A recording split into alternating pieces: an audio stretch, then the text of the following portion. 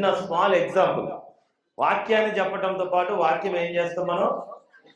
నిరూపించి చూపిస్తాం. అవునా కాదా?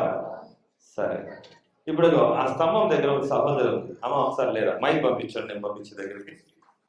తను ఫస్ట్ ఈ మందిరానికి ఏ అనారోగ్యంతో వచ్చింది, ఎలాంటి పరిస్థితిలో వచ్చింది, ఎంత శ్రమలో వచ్చింది?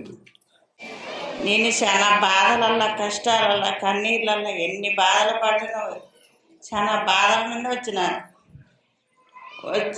తర్వాత నాకు ఒంటి నిండా దురద వచ్చేది. ఒంటి నిండా దురద వచ్చి 5 రూపాయల బిళ్ళలు వచ్చేది, దద్దులు ఒంటి నిండా. ఆ దద్దులు వచ్చినప్పుడు మంటలు జిల ఎటుపడితే ఉరికేది. కానీ నా వెనక మా ఆయన ఉరికొచ్చేది. మా అత్త పట్టించుకోపోయేది, కానీ మా మామయ్య నా వెనక్కి వచ్చేది. మా పెద్ద కోడలు ఇల్లు వాకిలి నష్టం అయిపోద్ది, ఆమె వచ్చిన కాచి మాకు ఇంటి కాడికి వచ్చిందని మా మామయ్య మా వెనకబడి వచ్చేది.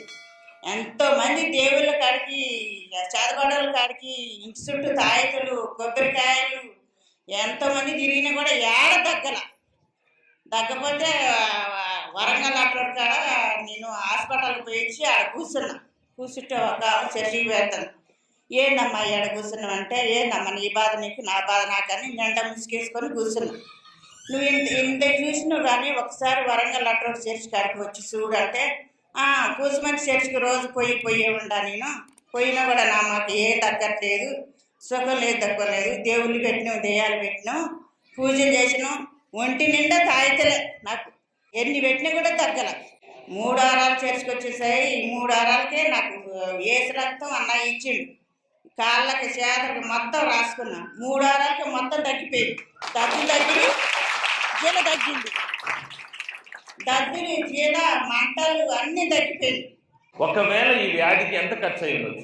అమ్మో వచ్చే డబ్బులు అసలు ఇప్పుడు అవి వచ్చి 7 సంవత్సరాలు చంది ఎన్ని డబ్బులు అయినాయో, ఎన్ని ఖర్చు అయినాయో. కనేసడానికి ఇల్లు కూడా మీ పెడదాం అనుకున్నాం మేము. అన్ని డబ్బులు ఒక లెక్క ఉండదా? వచ్చడం అంటే ఇన్ని లక్షలని, ఒక 10 లక్షల, ఒక 5 లక్షల, 7 లక్షల, 8 లక్షలేని అన్నయ్య.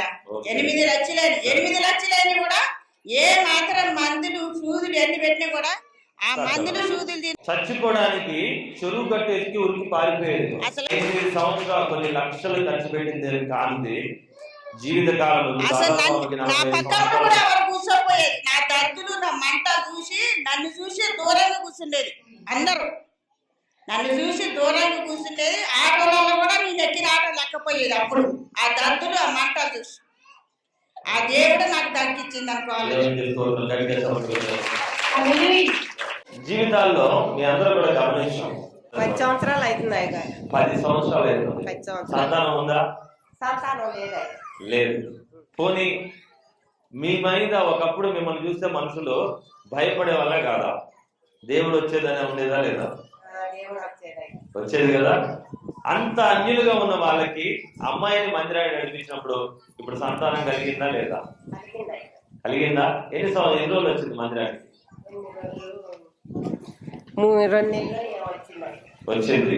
సేవకుడు వాగ్దానం చేసినట్టు తనొక్కతే విజయవాడ నుంచి ఖమ్మం దాకా. ఇప్పుడు బాబా పాప దేవునికి వస్తుంది. దాన్ని కూడా వచ్చి సాక్ష్యం చెప్తుంది.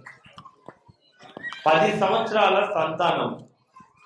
అమ్మ ఎన్ని ఖర్చు పెట్టుంటారు హాస్పిటల్? వాళ్ళిద్దరే పెట్టారు అయ్యగారు, నాకు తెలియదు. ఒక లెక్క తెలియదు కానీ 10 సంవత్సరాలు తిరిగారు హాస్పిటల్కి. మందులు, దేవుళ్ళు, దేవతలు అన్ని తిరిగారా? అన్ని తిరిగినట్టేనా? తిరిగినట్టు. అంటే వాక్యం చెప్పడం కాదు. వాక్యం ఏం చేయాలా? ఊరికే చెప్పడం కాదు, నిరూపించాలి. ఏం చేయాలి? గట్టిగా నోటితో చెప్పాలి, నిరూపించాలి. నేను అడుగుతున్నాను ఒక మాట, ఎవరు చేసినా చెయ్యకపోయినా దేవుడు మాత్రము ఆయన పని ఆయన చేసుకుంటే పోతాడు.